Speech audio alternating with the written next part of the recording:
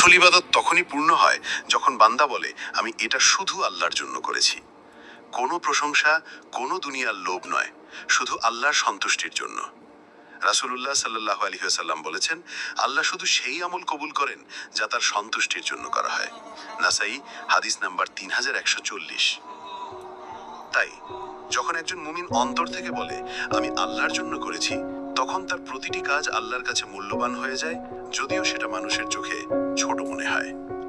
আখিরাতের দিন আমাদের মুখ বন্ধ থাকবে, কিন্তু আমাদের শব্দ আর আমলগুলোই সাক্ষী দেবে।